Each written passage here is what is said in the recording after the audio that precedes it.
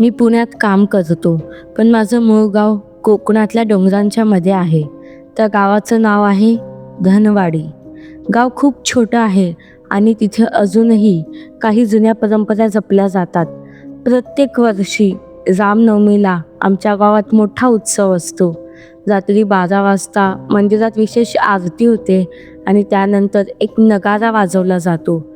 लहानपणापासून मी एक गोष्ट ऐकत आलो होतो की त्या नगाऱ्याला कुणीही हात लावत नाही, तरीही तो आपोआप वाजतो. मी कधीच त्या गोष्टीवर विश्वास ठेवला नव्हता.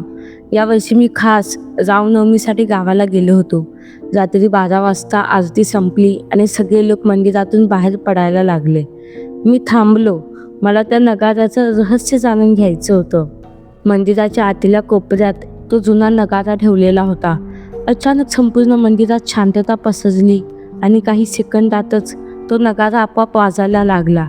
पहिल्यांदा तो हळू आवाजात वाजत होता, पण काही क्षणातच त्याचा आवाज खूप जोरात आणि वेगात झाला. माझं हृदय जोरात धडधडायला लागलं होतं. मी त्या नगाऱ्याजवळ गेलो आणि नीट पाहिलं. तिथे कोणीच नव्हतं, पण नगारा स्वतःच वाजत होता.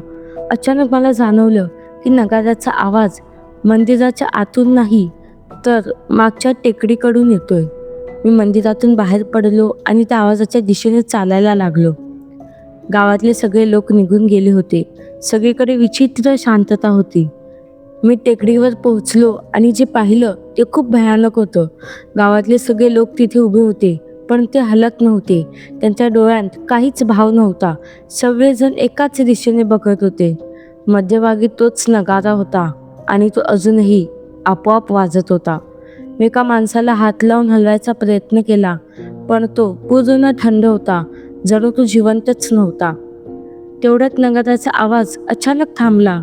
सगळ्यांनी एकाच वेळी माझ्याकडे वळून पाहिलं. त्यांच्या चेहऱ्यावर कोणताही भाव नव्हता, पण सगळ्यांच्या तोंडातून एकाच आवाजात शब्द बाहेर आले, यावर्षी तू आलायस. माझ्या पायाखालची जमीन सरकली. माझ्या लक्षात आलं की हे सगळे लोक कोणाच्या तरी ताब्यात आहेत.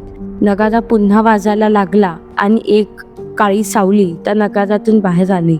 ती सावली हळूहळू माझ्याकडे येत होती. मी पळायचा प्रयत्न केला, पण माझं शरीर हलत नव्हतं. त्या सावलीने माझ्या डोळ्यांसमोर येऊन थांबून मला स्पर्श केला. पुढच्या क्षणी मला काहीच आठवत नाही.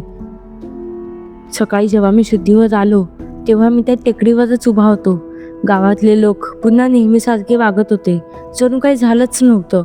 पण आता प्रत्येक वर्षी रामनवमीला रात्री 12 वाजता तो नगारा मीच वाजवतो, पण मी कोणाला दिसत नाही. तर मंडळी, ही कथा तुम्हाला कशी वाटली कमेंटमध्ये नक्की सांगा. आणि जर तुम्हाला ही कथा, हा व्हिडिओ आवडला असेल तर लाईक करायला विसरू नका, शेअर करा आणि आपल्या चॅनेलला सबस्क्राईब करा. पुन्हा भेटूया अशाच एखाद्या नवीन भयकथेमध्ये. तोपर्यंत बाय बाय.